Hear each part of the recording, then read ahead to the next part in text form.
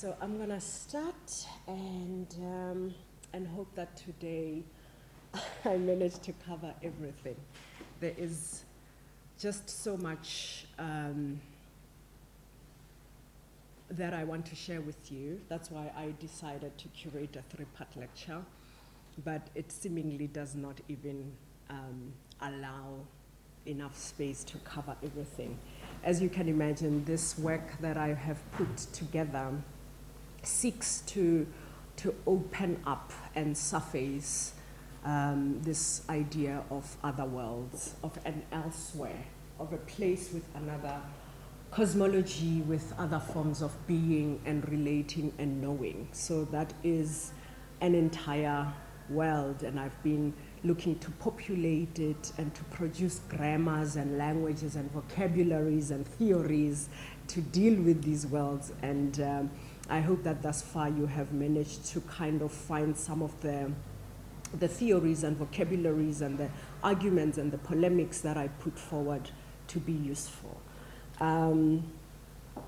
So this is the third movement, which ideally would bring together, not to conclude, but to kind of weave a way forward for all of us. Some of the ideas that were introduced in the first lecture and explored further in the second lecture. So this notion of thinking through jazz has been a salient kind of intervention offering into the politics and poetics that I want to explore, of listening, of sound knowledges, of sound worlds, and thinking through jazz as an analytics and an approach and a framework is something that I put on the table in the first lecture. And in the second lecture, we explored the notion of exile and physical exile, which was framed around the sound and sonic documentary that I had circulated. And this exploration was to look at how the gaps in the archive in South African history, particularly Black South African history and South African history of cultural production, those gaps in the archive ask us to devise different ways of looking into the archive. And that was, also asking us to listen into the archive, to also move beyond the borders of the country if we are looking for South African culture and South African history that was produced under apartheid, but also, I think, in the 20th century. So movement has been quite a unifying factor of these lectures. That's why they are also in movements themselves. They are really attending to Black history, Black culture, and Black life as a life that has been on the move. Historically, this life has been on the move because of nomadic cultures and cultures of migration, and with time, of course, colonial encounter, and then enforced migration, Land Act, forced removal. So there's a continuous uprooting, dispossession, and kind of state of emergency. So Black life is being really thrown in a state of emergency, which calls for a perpetual state of emergence. That emergence that we looked at is at play. So today I want to anchor us into that. I want us to kind of be together in a point of departure where we think about that idea of being a pariah in the land of your birth. It's a Salt Blakey concept from native life in South Africa, a very critical instrumental text that looks at the Land Act and its effect on Black life. And that kind of gave way to this homelessness that eventually led to the banishment that I'm talking about, that we covered last week, of people going into exile. But today I want to introduce another form of exile today. Last week I looked at exile from the actual land, physical exile, right? So today I want us to pay attention to another form of exile, which is an exile from our cosmologies. In the first lecture, we spoke about how new worlding as a world force, as a colonial force that gave way to colonial modernity, came with its own cosmologies. And couched in those cosmologies are different religious practices, forms of worship, conceptions of the human, conceptions of the world, nature, of animals, ways of relating, and so forth. And this was imposed, as we know, I don't have to talk about this at length, creating a form of immigration, forcing a mass immigration from our ways of being and knowing and relating from that cosmological world into the new worlding cosmology. And so when we talk about immigrant consciousness in relation to this exile from our cosmology, we're talking about, and by we I mean it's a decolonial theory by Walter Mignolo, the experience, so this experience of an awareness of coloniality of being. So the entire being is colonized, being out of place in the set of regulations or the terms of order, as Cedric Robinson would have it in his book titled Terms of Order, being out of place in the set of regulation, for example, the cosmology and forms of relating of modernity. So feeling that sense of exile within these terms of order, right? That is the exile I want us to kind of explore today and really anchor ourselves into that notion. So how, or rather, my proposition is a way of locating that home, just like we looked at last week with the physical exile, the locating of that cosmology, the locating of that home in sound, through sound, because we know that the cosmology makes up sound worlds with its own sound knowledges. So we are looking for a pathway, a doorway into those cosmologies through sound, logically, right?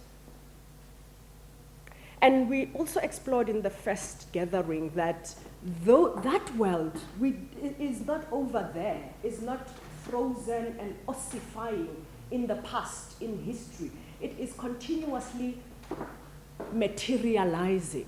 So that history is not a history. It's a past, present, continuous kind of world. We know that. We live it, and we have these kind of so-called double consciousness, we code switch and so forth, because we continue to have one leg, one foot in that world and the other in this colonial modernity. So last week I introduced us to the idea of gathering as a kind of counterpoint to what capitalism cherishes, which is the singularly inspired kind of individual who moves through the world thinking, therefore being, right? I think, therefore I am. So serving self, being self, and relating to self as self. And gathering is the counterpoint to that, right? Is a notion of a being that comes out of community. I'm going to explore this for the next hour, so I'm not gonna talk about what it means right now, but I'm offering it, I'm putting it into the space as a method, so as an approach and as an analytical tool, okay, to study the practice of synthesizing, of enfolding, of bridging, suturing, interweaving, and unifying the seemingly irreconcilable. This has been Black life. Bringing together creatively, interweaving, bridging worlds, bridging languages, bridging cultures, interweaving languages, interweaving ideas, that bringing together of the seemingly irreconcilable. And by the way, colonial modernity's thesis itself is that these things are not reconcilable. So colonial modernity functions on this theory of a zero-sum game. It's either your culture or mine. They cannot exist together. I bring my culture to cancel yours out. I bring my forms of worship to cancel yours out. I bring my forms of religion to, they cannot coexist. So my offering of gathering work is a work that concerns itself with what has been happening throughout the centuries in the face of this annihilation. The gathering together, the gathering work. And we are going to look at how gathering work really becomes a Black feminist practice.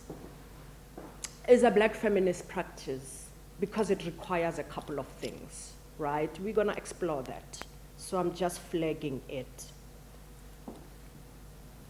Gathering work is a method and analytical tool that I offer us to think about these things. They are not a zero-sum game. I know I repeat myself, but it's very, very important to understand that even as I ask us to shift our sense of perception from seeing, from the ocular, from vision, to listening, I'm not saying let us abandon the tool of seeing and vision and looking. I am saying let us open up, let us gather the ocular and the ear and the feeling, the hearing and the seeing. All of it exists in totality on our bodies, and gathering work is interested in totality. So gathering work speaks to Sylvia Wynter's notion of the hybrid character of the human. We spoke about it in the first lecture, the hybrid character, that the human is made up not only of the biological and the physiological, but also of the poetic and the mythos and the stories. A human being is born into a family, a society, a lineage that also humanizes them through stories, through ceremonies, through rituals, through naming, and so forth, right? So that is that's also part of gathering work. So what I'm going to propose today is this overturn that Sylvia Wynter calls for, but I'm going to talk about an overturning that does not only overturn, but also thinks about the biological, gathers it with gathering work, with the stories, right? So that's the hybrid. The rational, the post-Enlightenment human is a rational human being of reason. The body, for him, is a trap from which to run away. The body is unruly. It's got its own shameful, disdainful ideas, particularly in the framework of Christianity. The body can lure you into all kinds of things, right? So for the rational, for the Enlightenment man, the rational and reason was the way to go. The body, we must forsake the body. And now I am calling for this gathering of reason and rational with embodiment, with knowledges of the body. I didn't talk about corpoliteracies, the corporeal, the literacies of the body. The body has its own knowledges, as we know. And also this materialist or material fundamentalism of post-enlightenment, of colonial modernity. By material fundamentalism, when I say that, I basically mean the material. What is tangible, what I can see, what I can touch, what I can measure, what I can classify, what I can put under the microscope. That is what is reality in that Enlightenment kind of logic. So that which I cannot see does not exist. So gathering work that I propose then brings in the material and those seen but felt other worlds. Unseen, being very critical. Unseen but felt. So gathering work is the interweaving of the written worlds of epistemology and the sound worlds of acoustemology together. Right? We're never gonna get to a point where, and I get very frustrated when I see also my students and also in debates, like, we have to go back to something. We have to go back to oral traditions. We have to go back to this. We are not going back anywhere. We are going forward, and what we have gained along the way, we also use as portals and ways to recuperate. What we do is recuperate, and we weave together in the making of the new. And the new is in quotes, right? It's not new, is the strategic transformation of what is already there. So the gathering is this notion of not now abandoning this, we're gonna burn books because now we are going to the oral traditions. No, it all coexists. The solidarity of the senses, I spoke about it, the seeing and the hearing and the feeling, solidarity of the senses. This all coexists, or they all exist on our bodies. The convergence, gathering, those are all vocabularies of gathering, converging, interweaving, and so forth. This convergence of two world views and universals. This is what decolonial theory asks us to do, right? To kind of make the universal pluriversal. So the convergence of more than one worldview or two worldviews to make this pluriversality, the coexistence of two cosmologies, interweaving of two modalities of being and knowing. It is possible. We've been doing it for decades and centuries. These things have more in common than not. They can be interwoven. And I'm going to, everything that's on this page, I'm going to explore further in this entire lecture. So, exile, immigrant consciousness. I want us to feel this, to feel it, not only hear it. And immigrant consciousness, we live in exile of being out of joint, not quite rooted fully with 2 feet in this colonial modernity and its cosmology. And it also does not recognize other people as humans. So it also would be foolhardy to only accept this cosmology as the only one, right? Which means you are not human in it. So the rememorying, that Toni Morrison concept of rememorying, of remembering.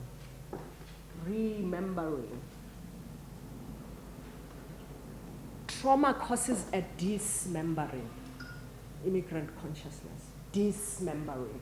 And when we come into recuperation, in healing, we remember, we take the splinters and the shattered parts of ourselves and we remember them, we call them back to ourselves. We pull them to form a member again, to remember the dismembered.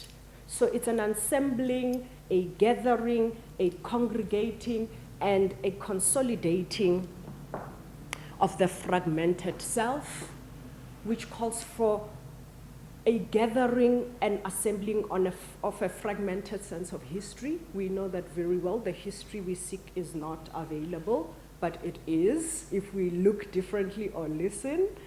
And of the future. Futurity is part of this form of remembering. The minute you retrieve the past, you change the future. You retrieve and recuperate the past to shape the future.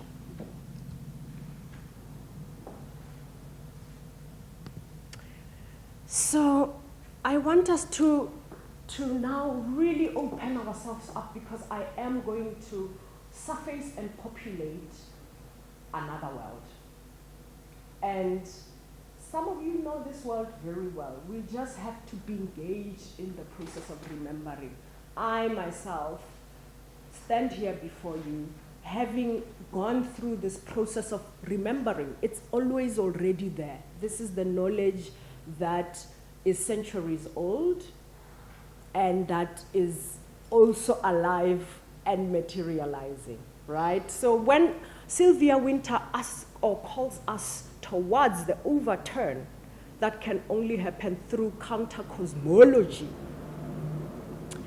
She's asking us to find another cosmology, right? And here I want to introduce to you BaNtu cosmology. BaNtu cosmology is the cosmology of Southern Africa, and I would even argue Central Africa South, where the BaNtu are, BaNtu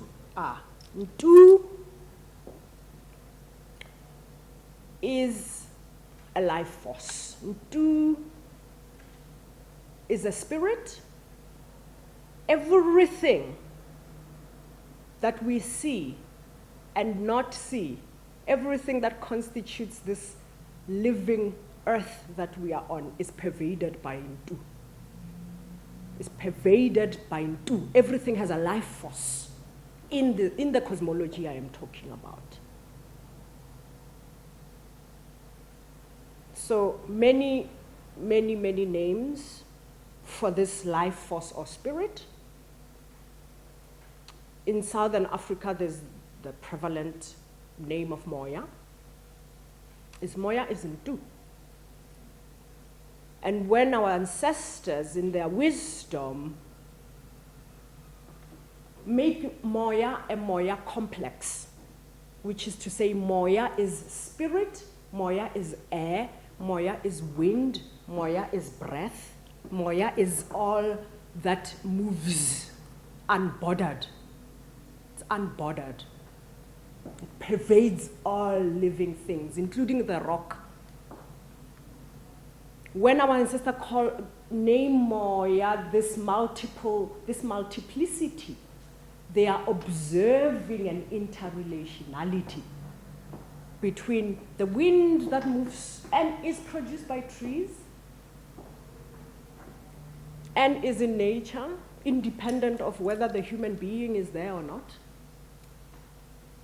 The air, which is also out there and in here, and so forth, right? So this cosmology is concerned with vital principles, the principles of wholeness or totality, the principle of totality.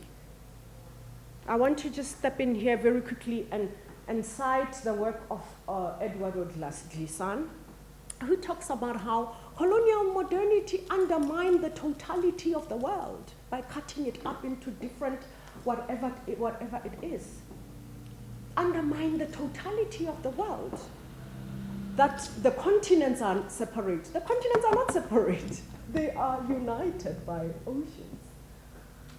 The border of the nation state, the bordering of the body, the bordering of, all of these borders, they undermine the totality of the whole.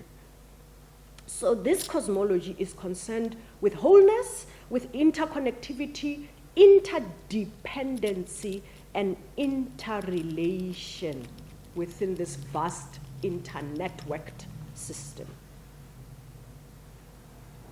The entire living world is networked.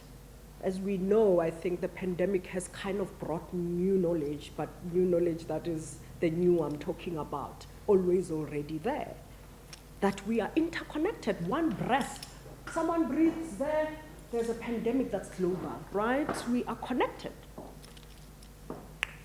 So within this cosmology, let's get to the human, because we are interested in the human that is not only a biological human, right? Within this cosmology, and I'm working here with the work of philosopher Marobe Ramose, the human is considered to comprise three interlocking ontologies in becoming. So these ontologies are in becoming. They're not fixed. They're in becoming. The living, I stand here before you as the living, but I constitute the living dead, and the not yet born, the yet to be born. I stand here before you, I am the living, I'm the present, I am the living dead, which is the past and the future and the present at the same time, unencumbered by time. I think it's also important to invite us to come out of the linear time, the linear progression of time, the linear teleology. That's also a very colonial tool, so that the living and the living dead and the not yet born are here in one, as one. And Morobe Ramose calls that the ontotriadic structure of being. Ontotriadic, ontological triumvirate. The three in identity. I don't want to lose you, so stay with me.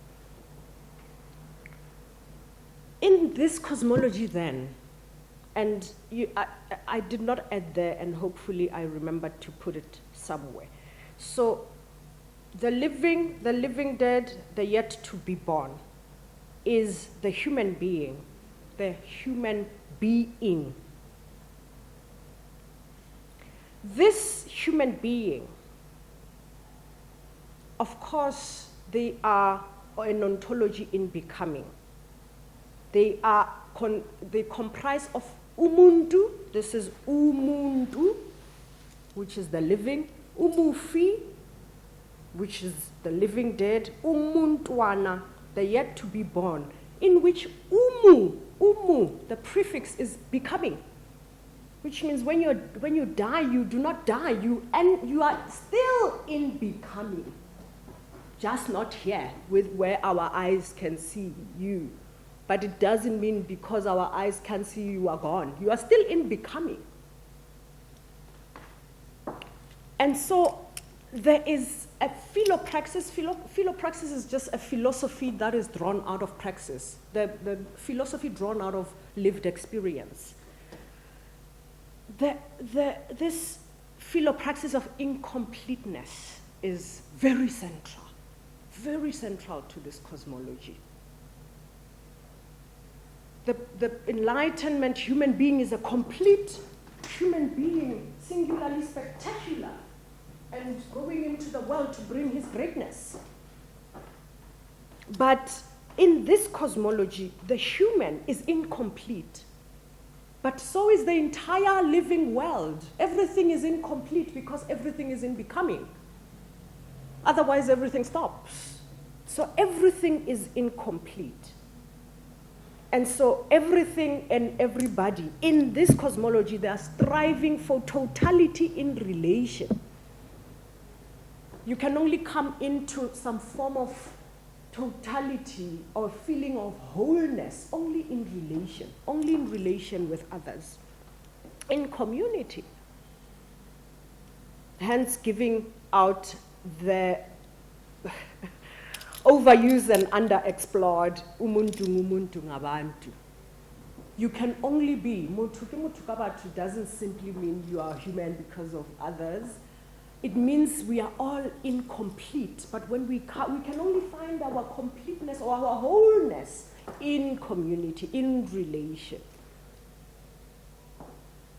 And this incompletement principle, I didn't put there, incompleteness in the book Terms of Order, Cedric Robinson, where he studies the Tonga people in Zimbabwe. You can follow this up because I want to give you the bibliography and the tools to also further this scholarship, right?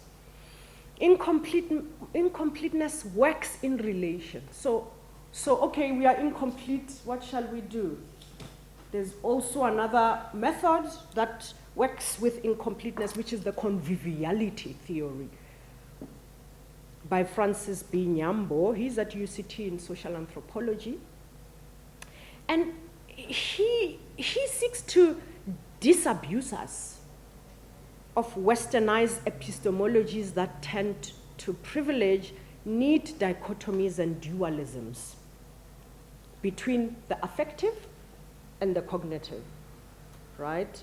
The subject and the object, appearance and essence, reason and passion, or reason and the embodied or the interior, the corporeal and the ideal, the human and the animal, reality and representation, and the one and the multiple. There are binaries in Western knowledge. Excuse me. These are situated in binaries. And he gives us the theory of conviviality to collapse that border. To first of all say it's a false one, because these things within African cosmologies, there isn't that rigid separation between any of these things. So I didn't put the year there. I want you to follow up and explore this by yourself. It's a paper that has conviviality in the title. So if you just type his name and conviviality, you are able to find his paper on conviviality. So this cosmology, right, it doesn't privilege the physical world over the metaphysical. These are just held together as reality. Nor is it anthropomorphic. It's not the world lives whether human beings are here or not. It's not anthropomorphic. All that has entu, all that is pervaded by the life force of entu, exists in relation. It's a relational identity. Their growth, evolution, continuity materialize or happen through their co-constitutive entanglement.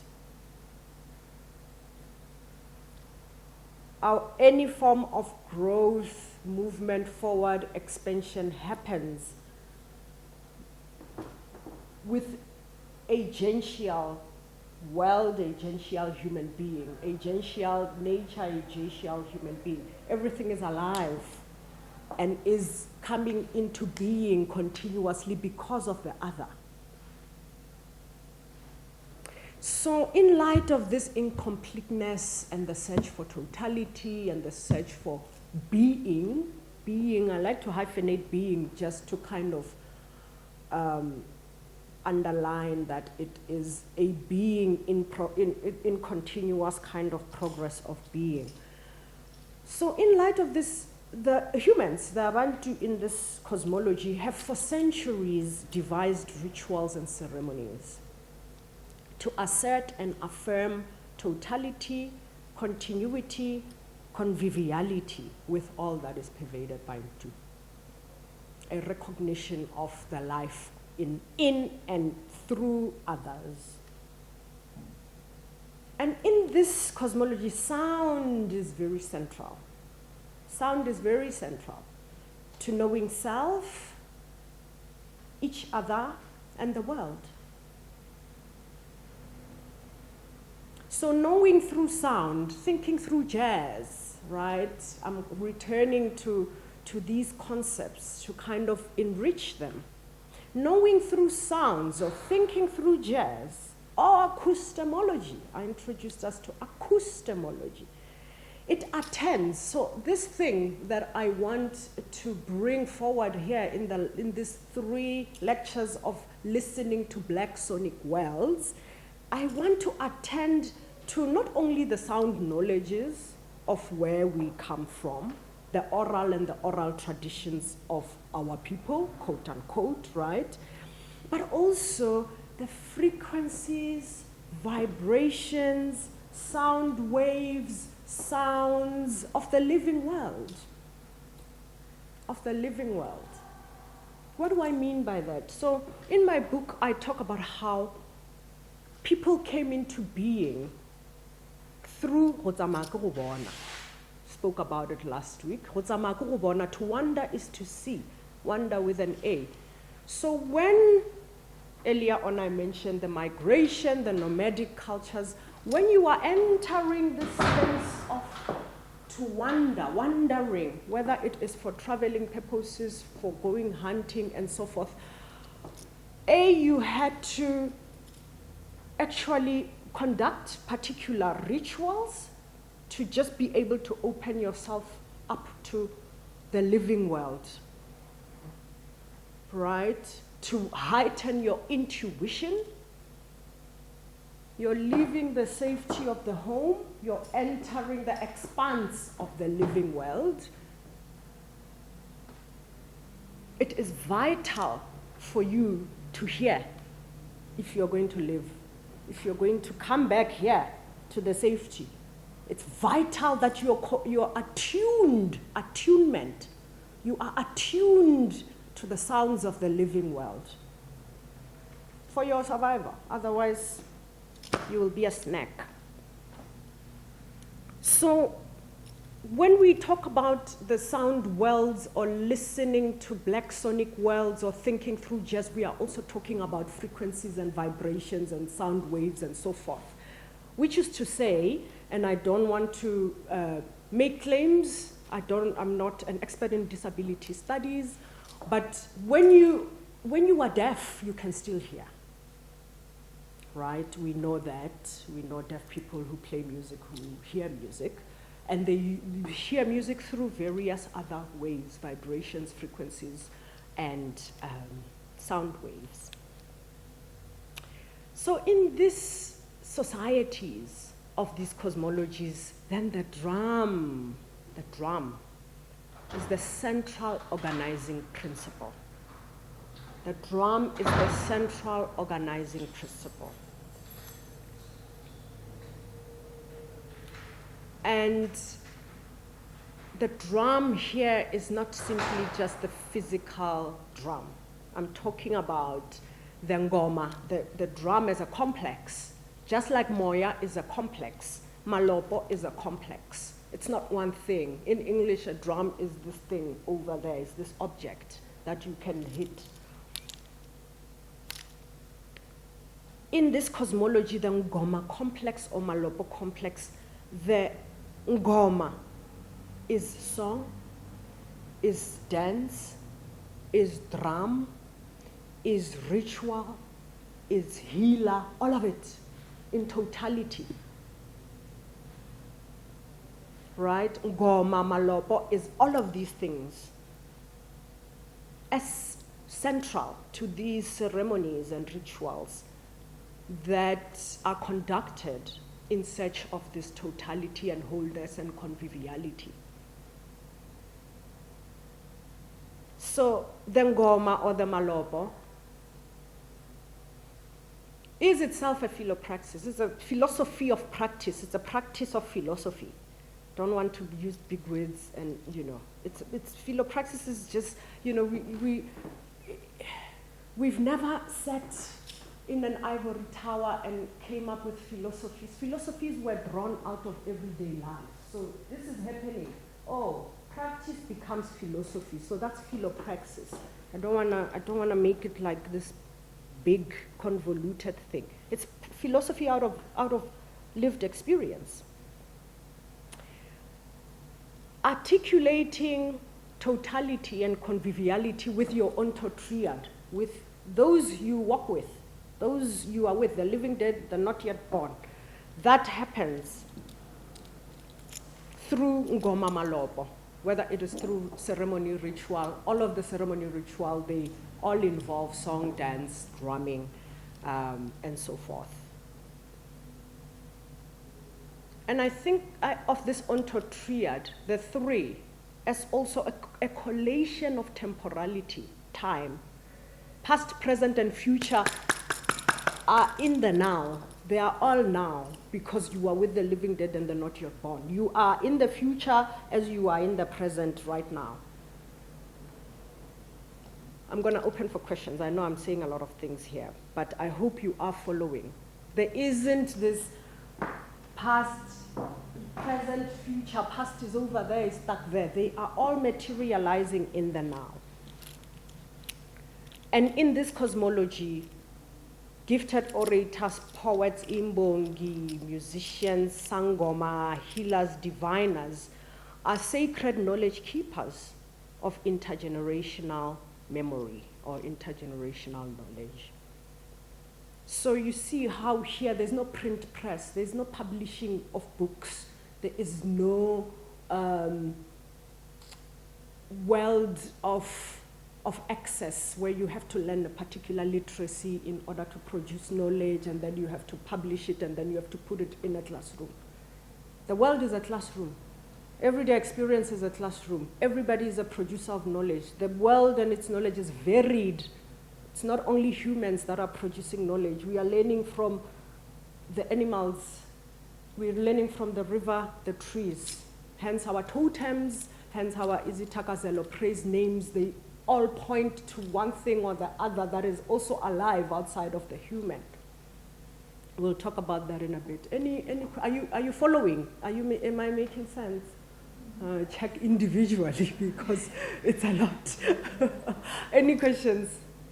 Okay, all right. So, yes, I did.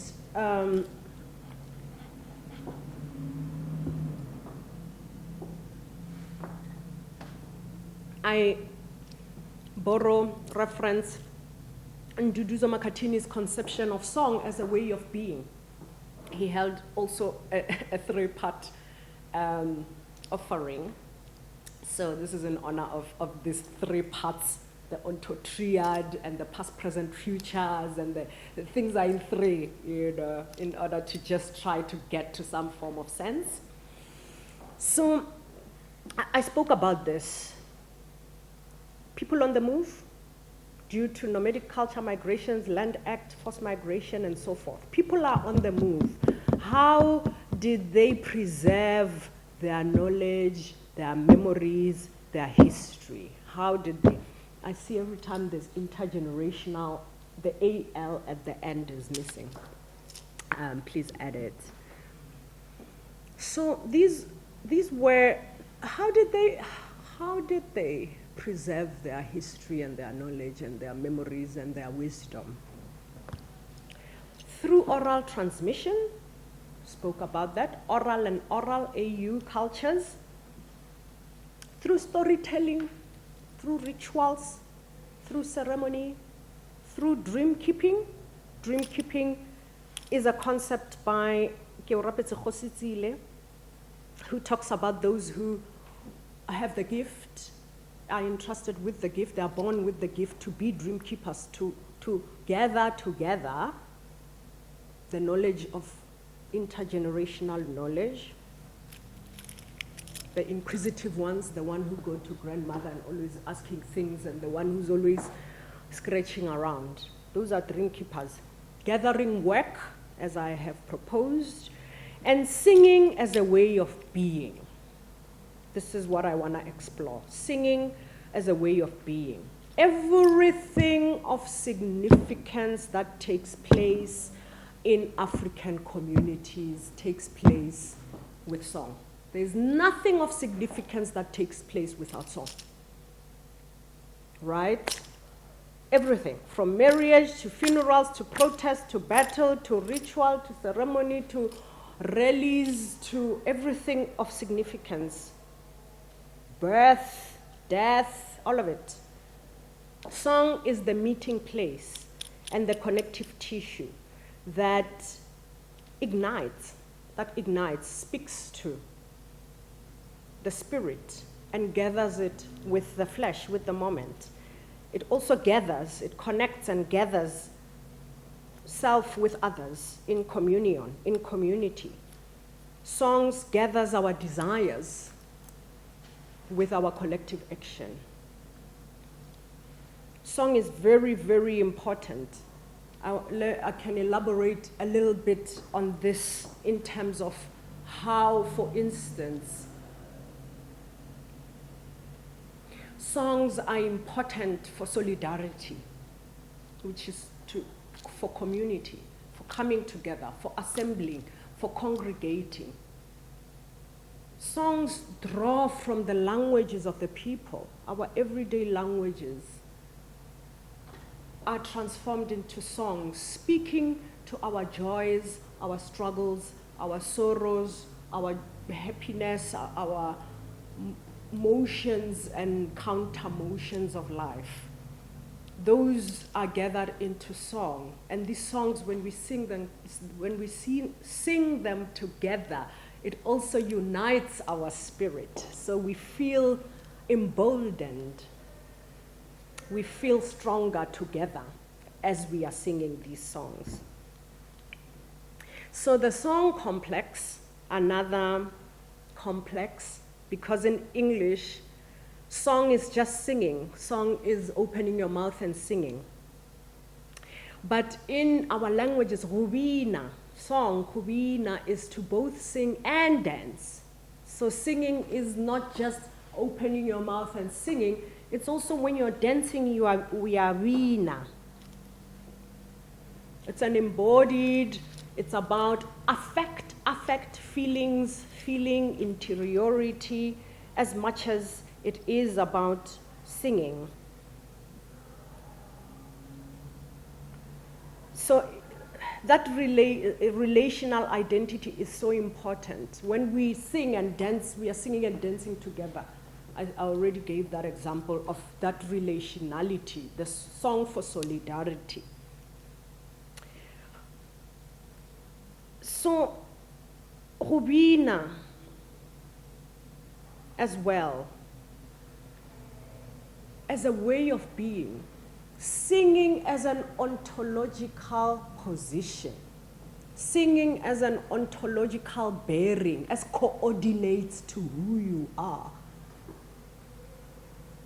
comes into being when we are talking about rubina sireto sa gago, wabina sireto, rubina sithakazelo sakho, wasibina. So you are naming yourself through the praise poetry of the lineage of the clan, locating yourself in the larger historical arc of the lineage, of the living dead, the not yet born, and the living. Rubina sireto. Ontological bearings, these are the coordinates of who you are in this cosmology.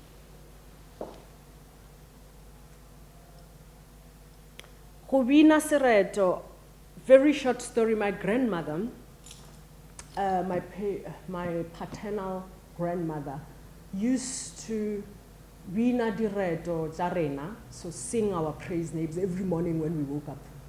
Like it's the grandest thing she's ever experienced. Us waking up and she's singing our praise names. And that's vital. I now see it today like, oh my God, this is what she was doing. She was breathing life, intention, future, affirmation, fate, destiny into this body, this young person. She was instructing a way forward. She was imagining a future and impacting it in her absence. She was acting upon futurity. She was acting upon the future. Here I am standing here today doing this work that perhaps she breathed as a prayer into my ear. So, Rubina Sireto Stakazalo as ontological affirmation, ontological reaffirmation.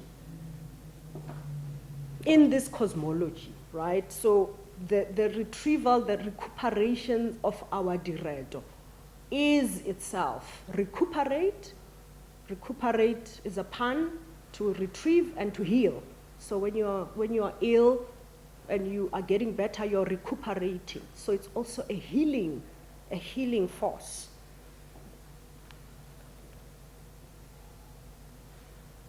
So the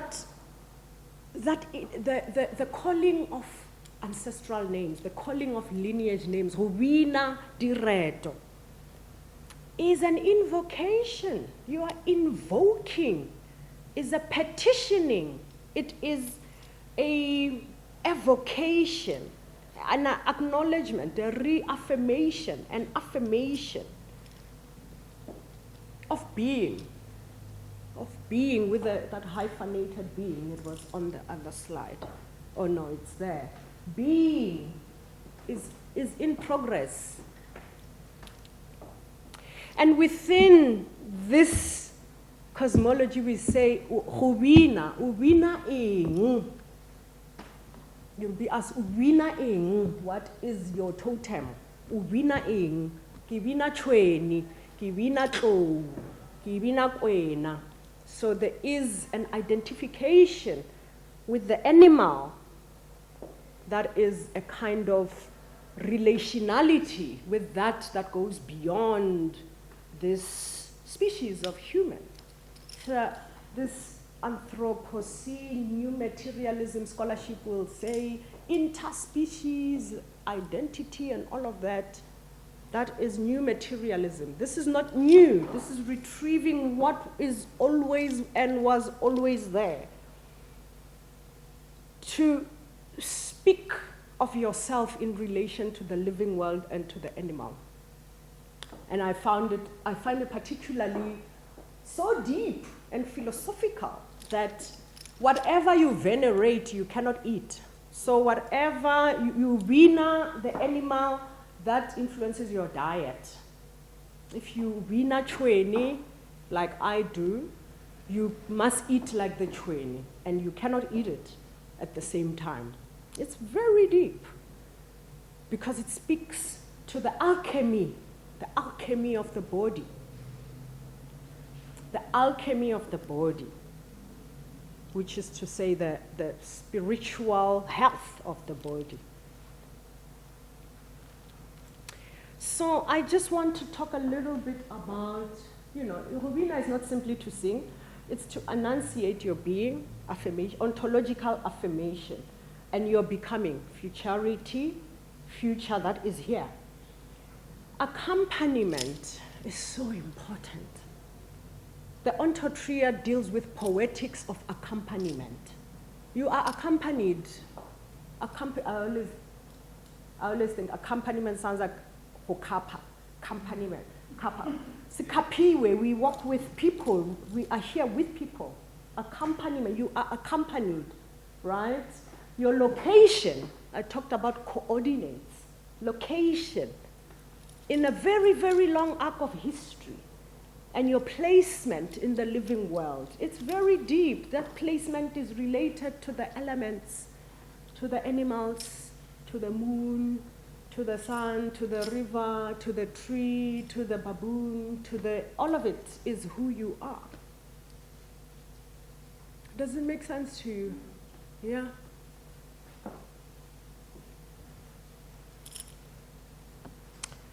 So I want to offer you another tool that I have also developed through thinking about this world, this cosmological orientation. In this cosmology, women are memory keepers. I just spoke of my grandmother's wisdom, grandmother's knowledge, grandmother's impacting upon the future in the present through the past. Grandmother as spiritual power and pillar of the home, of the lineage, of the society. Women as memory keepers, as historians by association, as dream keepers, transmitters of intergenerational wisdom, holders of erotic knowledge, erotic as per Audre so not in the pornographic sense of heteropatriarchy, preservers of sacred information and overseers of ritual objects for ceremonies that enunciate relational or historical being over individual being. There's a sense that the being must be relational and historical, not just individual. As I am Uhuru here, thank you. As I am Uhuru here, I am not alone.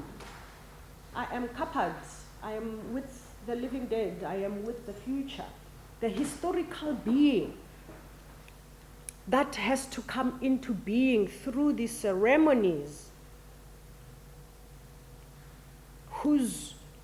that are often held by women. I'll give you examples just now. The matriarchive concerns itself with politics and poetics of custodianship and stewardship, right? Custodianship and stewardship.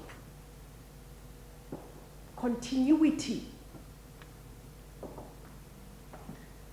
When Miriam Makeba leaves here, she recognizes and takes these songs from her grandmother's Ndumba, and she takes them with her and crosses the Atlantic with her, and there she situates within that new context a place for continuity, for the continuity of those songs that strengthen the spirits of the people, their resolves. She takes them with them there and teaches them to Hugh Masekela, to Keifa Siminya. She teaches them and they sing them and they take them forward. She's the matriarch, right? She is the custodian of those songs. The matriarch recognizes women's zone of power, their realm of power, as interior, as existing in the realm of the unseen, of Moya, the realm of Moya, what Audre Lorde calls erotic power. I will not define it here for us because I believe we have access to that. We can check it out.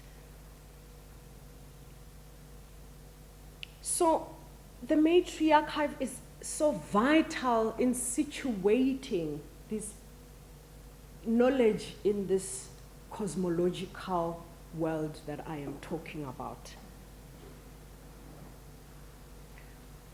Western material fundamentalism of seeing of the ocular and Christian theism, not theism, demonized the unseen worlds, just demonized them, right? That last point, through these acts that basically evacuated metaphysical worlds, demonized them, and as a result, rendering women's power as illegible. We don't see it. Illegible, we cannot it's unintelligible. Rendering women's power illegible and heretic. Furthermore, the Cartesian split, René Descartes, I think, therefore I am, so the head is the only place that can produce knowledge, and the body is actually profane and dirty and so forth. Undervalued this world here, the world of feelings, of emotions, of interiority, of the erotic, as legitimate sources of knowledge and power. Undermined and actually erased. They are not sources of knowledge. And furthermore, patriarchy, colonial patriarchy, African patriarchy that was then also emboldened by that hierarchical patriarchy of the West, also villainized women's power. women's power and the feminized. So I use the feminized to say that feminine power is not only the zone of women. Everybody has masculine and feminine power. But patriarchy in its many iterations teaches us to kill those parts of ourselves, to numb those parts of ourselves, because those are shamed, villainized. Nothing good can come out of it. The print press made illegible and unintelligible the oral and oral performative knowledges. Colonial cartography. So I'm talking about a combination of 4 vital things. 4 vital things removed black women from history, in case you're wondering what I'm doing. 4 big concepts: material fundamentalism, the Cartesian split, the print press that said, you know, everything my grandmother was doing in the morning is blah, blah, blah, blah, blah, blah, blah, blah, right? It's not whatever that was, it's not knowledge. Colonial cartography. In all white settler colonial societies, there was the white man's city. They built the white man's city in Bulawayo, in Johannesburg, in Cape Town. And these cities, only men can come in these cities. By law, it's legislated that men can come in those cities, but only as exploited bodies of labor. We know that there's been subversion to those laws. Women came into the cities, men came, and so forth. But in this logic, women were relegated to the rural areas, and men were absorbed into the cities for missionary education or working in the mines. And in this logic of dichotomies in this colonial cartography, the women were then relegated to the rural, which is relegated to the traditional because the city is modern, which is relegated to the uncivilized because the city is civilized, which is relegated to the uneducated because the city is educated, heathen, godly, and so forth and so forth. So that to a large extent, women were kind of left to their own devices over there. With the passing of these laws of the Witchcraft Suppression Act,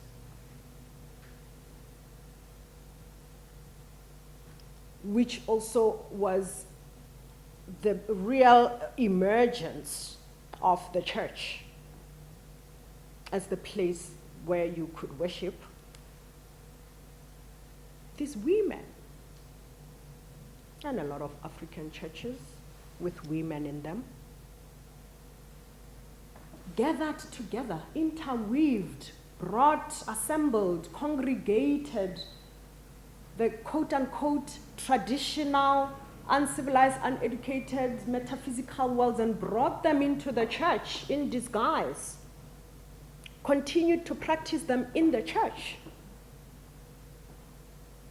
and continued to have these worlds operative within the church at home. What is that name of the Manyanos? I'm now thinking all of a sudden about the book by Lihle Ngobozi, who writes about how the Manyano women, these women who are devoted church women, there was always space for this Western Christianity and spirit, all functioning and coexisting in this space.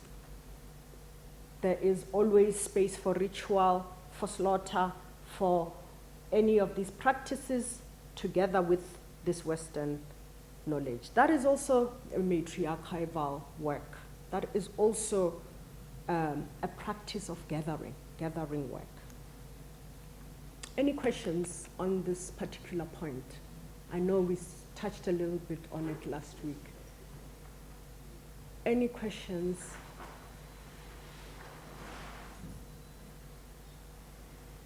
Questions?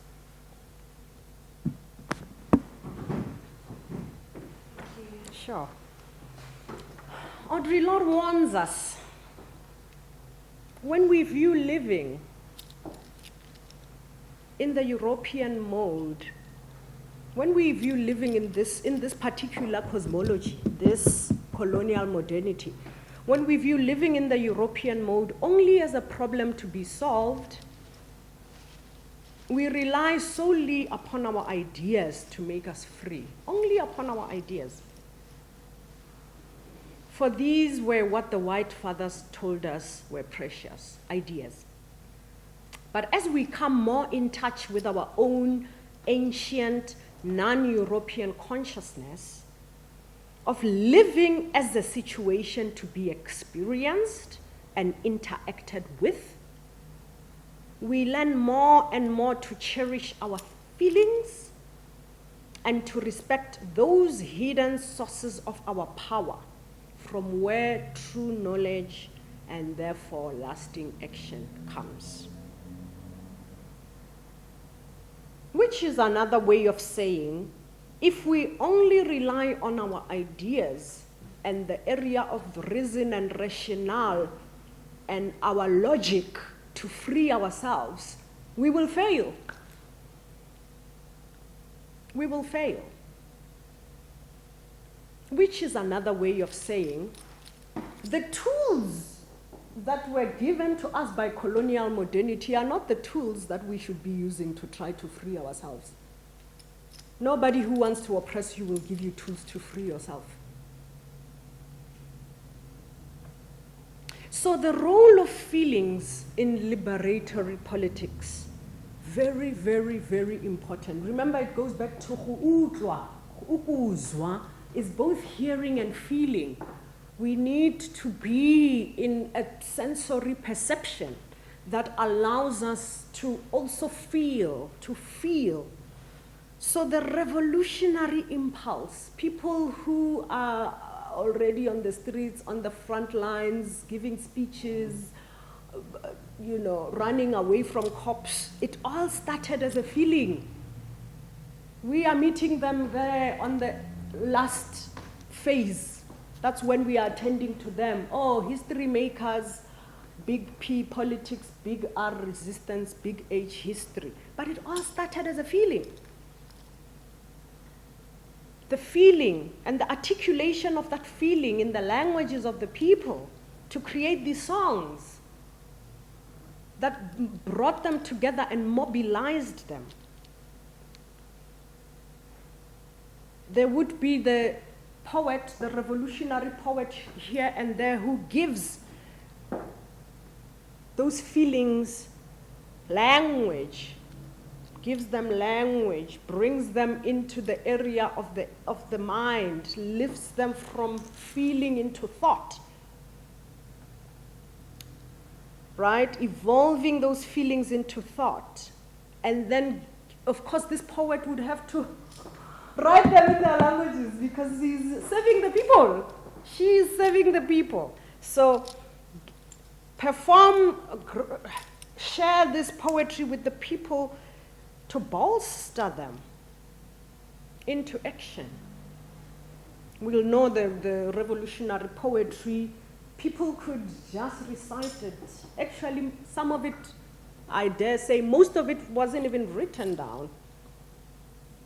Because it's people on the move, people on the move, people on the move. You stand here, the gathering is here, you deliver that poem, the people are roused up, but it's illegal to gather in more than 4, so by the time the police come, we've already finished our business. I've shared the poem, everybody's reciting it, going their different directions towards the enemy line. So the germane stage of revolution is not logic, it's feelings. The germane, the very, very, very first, that impulse is not logic. It's grounded in feelings. And so locating feelings as critical and crucial to revolutionary action is so important.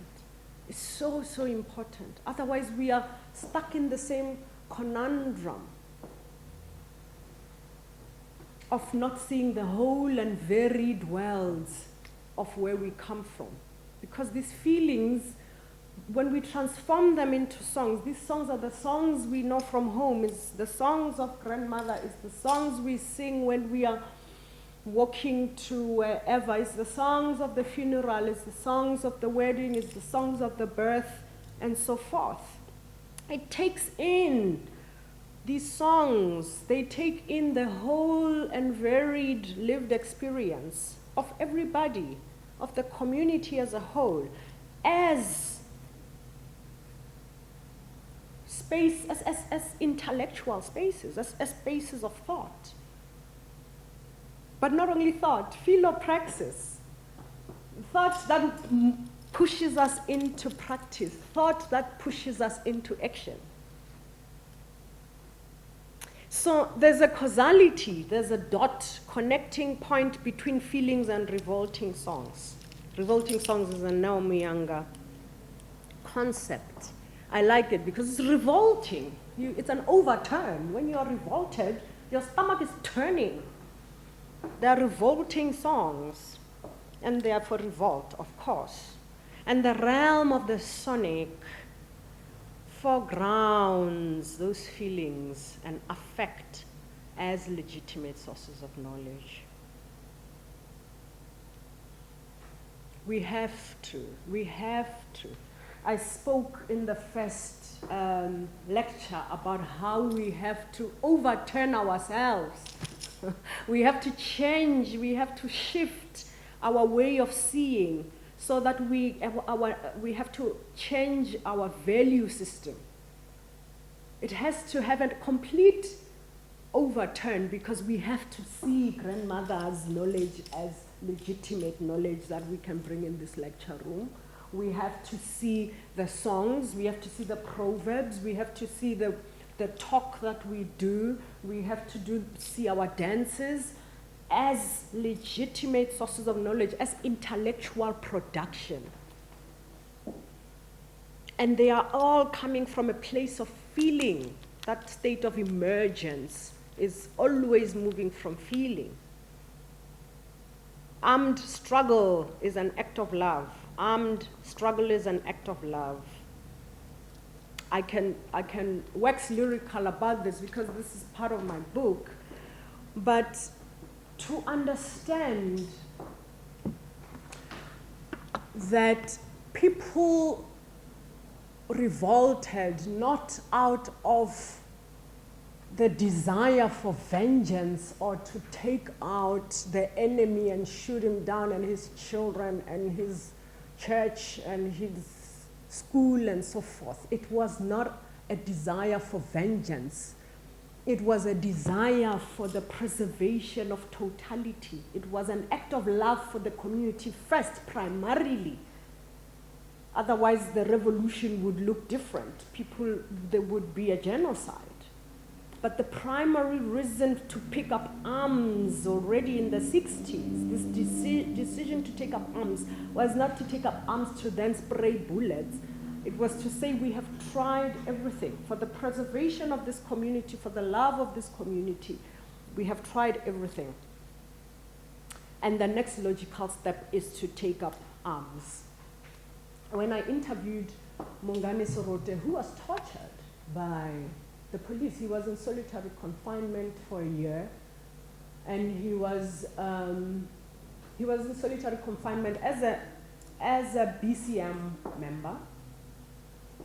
I think it was in '69, tortured relentlessly. And when he came out of jail and fled the country, fled the country, joined the MK in, I think, Tanzania at the time.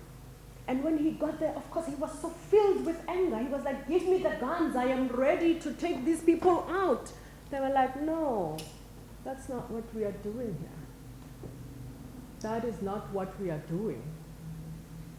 What we are doing, if you want to be part of this revolution, that anger must go first, because it's a poison to your own system. But also, we don't want to fight the enemy in their own terms and end up also being enemies upon ourselves, or enemies of ourselves.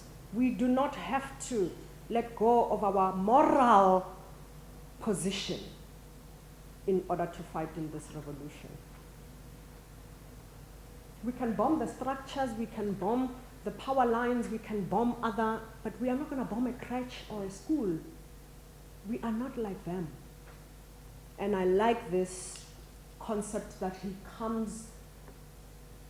arrives at, and he said, okay, then I could understand, because I remembered my grandmother, who talks about magnanimity. So he uses this concept of magnanimity, that he knows magnanimity from his grandmother, who would live amongst these people, do their laundry, clean their houses without burning that whole thing down, take care of their children, and so forth. That is an unseen power that is unacknowledged as revolutionary, as political, as radical, as resistance. It's part of the matriarchive. So this is my exploration of it elsewhere in my book. Okay, so how might thinking through jazz help us re-examine the place of women in resistance in politics and history? I think I've just gone over it a bit.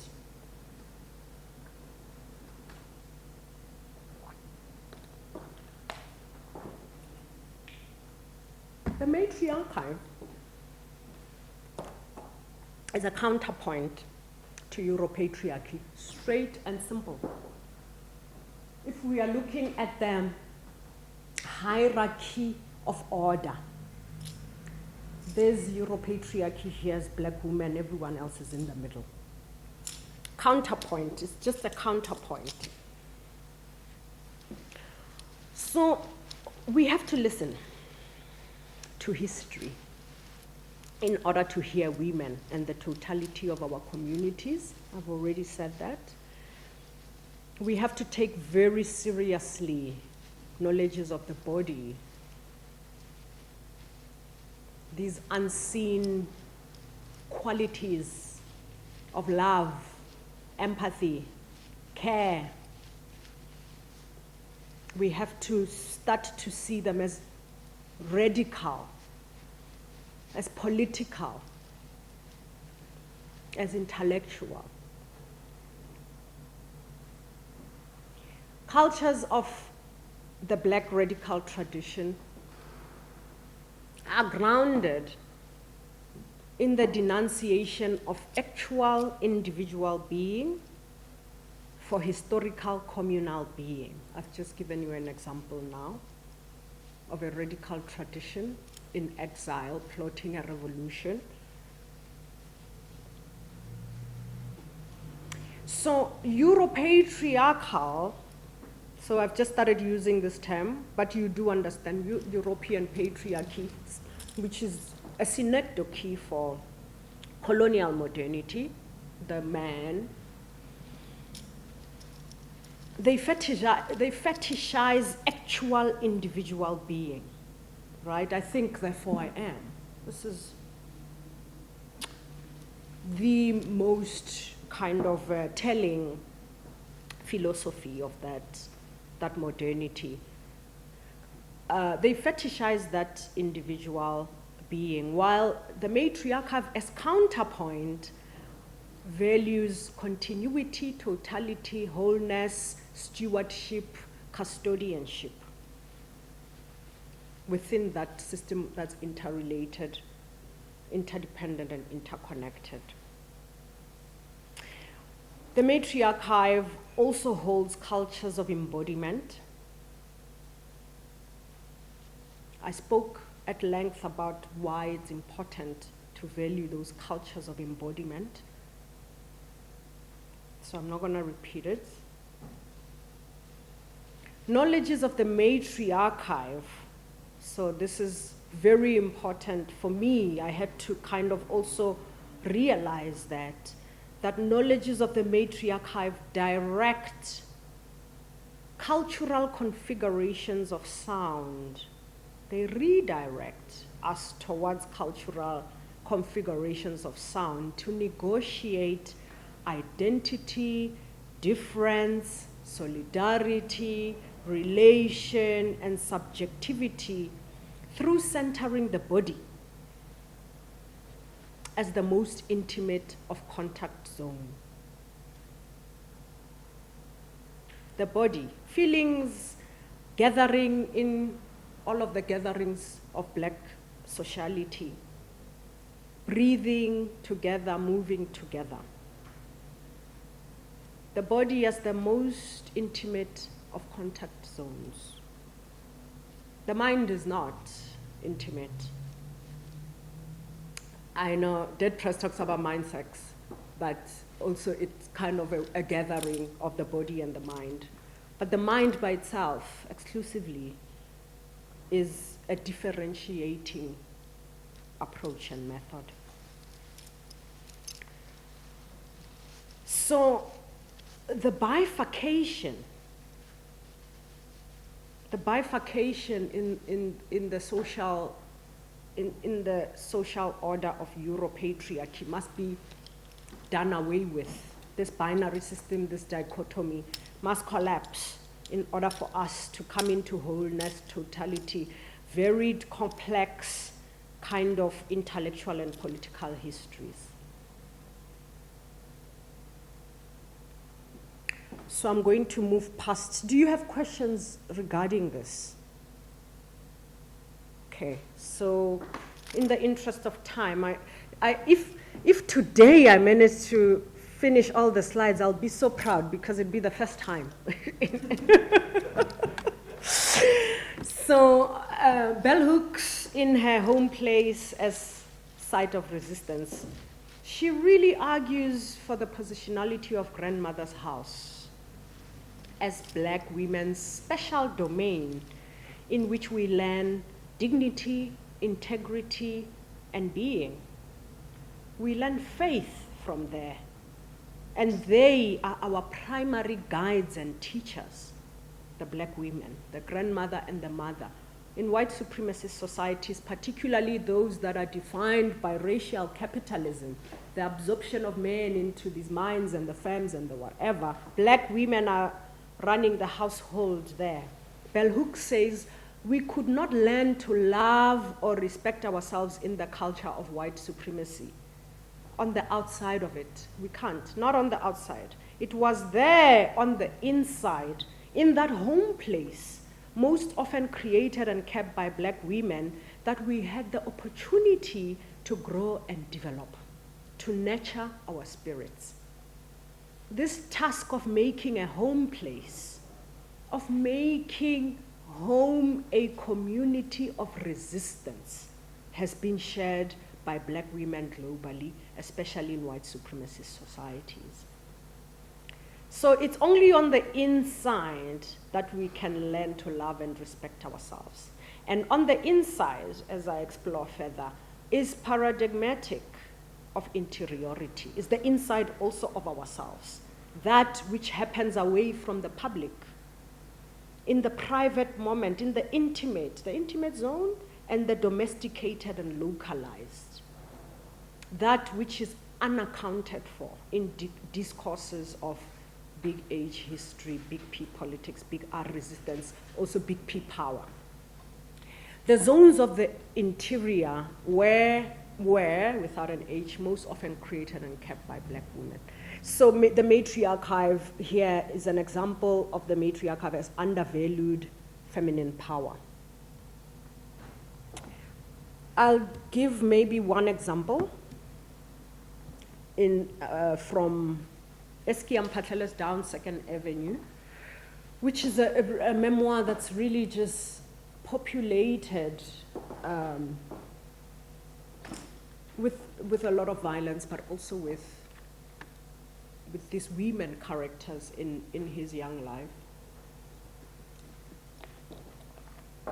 I wrote a paper called The Matriarchive in Eskiam Patlele's something something. So I've published on this if you want to explore it further. But these women in his life, quote unquote, from page 133, when I told my grandmother, oh, so something happens after he leaves school, he gets a job at this firm, and a white woman typist there has a habit of giving him sandwiches that she has bitten into. She'll take 1 bite, 2 bites, give it to him. And he refused them, as he says in this memoir, and he refused them, and then he shared this when he's telling the story in the memoir. When I told my grandmother about it, she complimented me on it. It shows you have our blood in you, she said, with tight-jawed grimness, as if I had made the right choice by having her blood. Once a white woman she washed for in the suburbs on 2 days in the week sent her tea in a mug. She refused it. After that, she always carried to the suburbs a tiny teapot, a spoonful of tea leaves, a little sugar, a cup and a saucer, and a tin of condensed milk in her basket. I told her to give her grandmother tea in a mug, not me. I wondered a great deal about grandmother those days, product of Berlin Lutheran missionary teaching with its rigid discipline, the teaching that broke down a good deal of the individualism of the Eastern Transvaal Africans and made them grovel on their stomachs for what crumbs the white men allowed them in their slummy, semi-rural locations. And yet, while grandmother gave in on certain things, she fought like a cat to defend her individualism where the white man was not armed with a brandelier of laws. So there is something of a witnessing in this moment, and we know the kind of direction Eskiam Patlele's life will take after this. There's a witnessing of grandmother's political subjectivity. There is a witnessing of grandmother's resistance. There is a witnessing of some form of protest. And this witnessing he comes into through this listening, this idea of hu'udwa. He heard and felt this. And Maria Lugones, decolonial scholar, has this concept of faithful witnessing. She says we need to faithfully witness moments of resistance as they happen. Those that are not frontline resistance, those that are not frontline history, politics, they happen every day in society, but we need to be faithful witness to these kinds of resistance and also be in solidarity with them. And this is one but many examples of the matriarchive that I give. We will just have to talk again another time when the book is out and we can explore it further. But for now, are there any questions that are pressing? Everything makes sense? Yeah? Okay. All right, I will stop there. Thank you for today.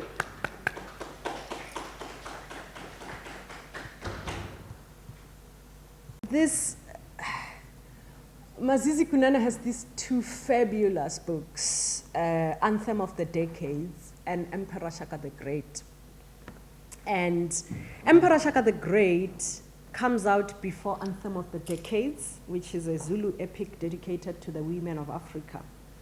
And Emperor Shaka the Great is really a corrective of history because it seeks to work against this idea of Shaka as this bloodthirsty savage, that history we were taught in schools and saw in the movies and so forth.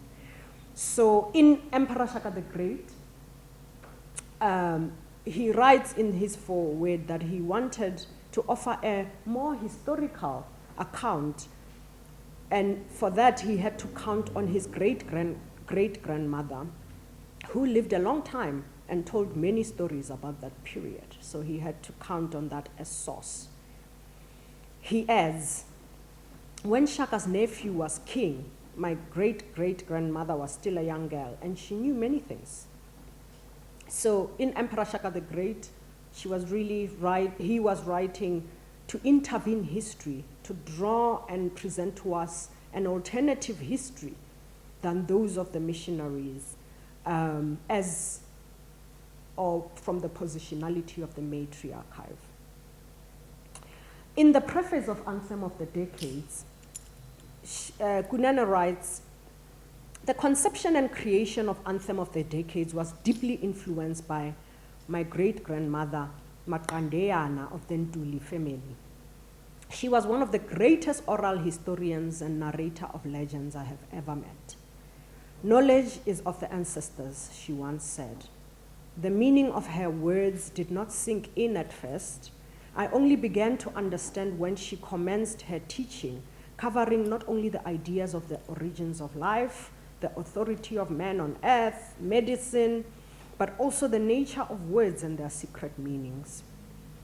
So as in the case of Emperor Shaka the Great, Mazizi Kunene shifts, leans into, changes the coordinates from this colonial modernity kind of knowledge to matriarchal and matrilineal archive to mediate the patrilineal and patriarchal history of colonialism and of history as told by the colonizer and the missionary schools.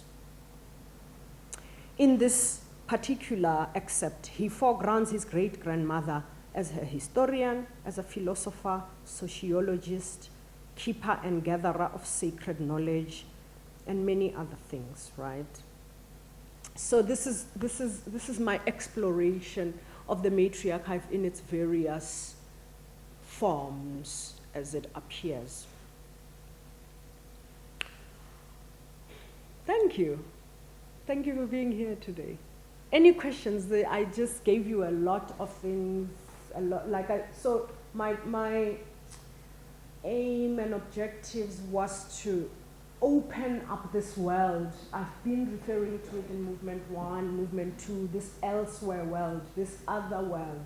And today I wanted to bring it up and populate it and tell you what's in it. And I didn't even get, I scratched the surface because it's so rich, it is so philosophical, it's so deep. Our ancestors were just so deep, you know, they produced so much for us. And so there is that imperative and a call now to be dream keepers, to retrieve and recuperate that knowledge and to insist on it being an intellectual archive, on being knowledge that is antecedent.